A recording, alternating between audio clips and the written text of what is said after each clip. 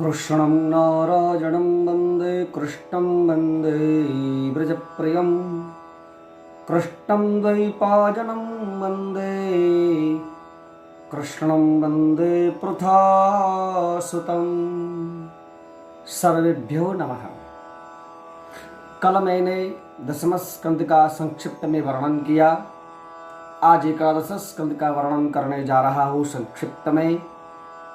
एकादश स्कंद मुक्ति लीला कही गई है, भगवान का ललाट है। मस्तिष्क में ही ज्ञान रहता है, इसलिए इस स्कंद का नाम दिया गया है मुक्ति लीला, ज्ञान लीला। ज्ञान मस्तिष्क में ही रहता है। अगाध ज्ञान भगवान श्री कृष्ण ने उद्धव जी को दिया। शुरुआत में ही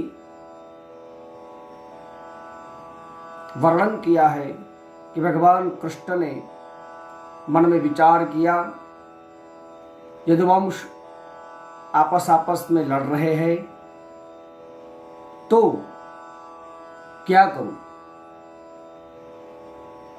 तो उन्होंने सोचा कि मैं पिंडारक में यज्ञ का आयोजन करूं।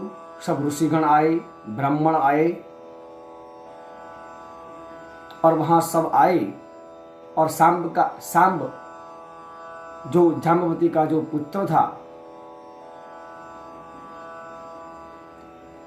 उन्होंने स्त्री का रूप धारण करके, गर्भिणी स्त्री का स्वरूप धारण करके सब यादव लोग ऋषिगण के पास गए, ब्राह्मणों के पास गए और कहने लगे कि हे ऋषियों, हे ब्राह्मणों, वो स्त्री शर्मा रही है, इसके कुख में क्या है, बालक है या बालिका है। तो ऋषियों को, ब्राह्मण को क्रोध आया और शाप दे दिया कि इसके कुख से आपका यदुवंश का नाश करने वाला मूषण उत्पन्न होगा। सब घबरा गए और मूषल ही उत्पन्न हुआ।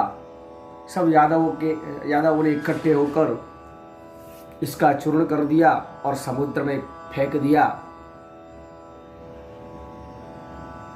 इसमें से एक टुकड़ा मछली के मुंह में आ गया और वो माछीमार के घर गई और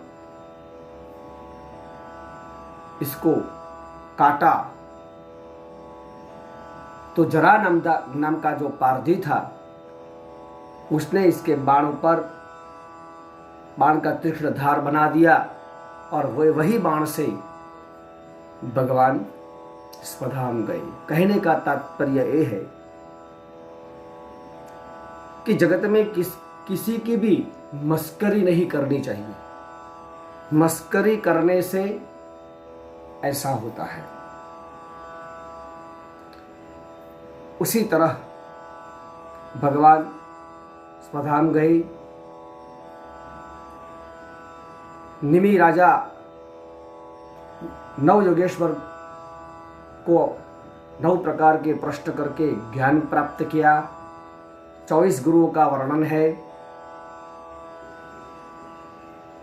भगवान की भक्ति के बिना जगत में सब नाशवत है। जो जगत में शाश्वत हो तो वो भगवान की भक्ति है। भक्ति करने से ही मुक्ति मिलती है। कहने का तात्पर्य एकादश स्कंद का यह है। आज बस इतना तक। कल मैं द्वादश स्कंद के बारे में संक्षिप्त में कहूँगा।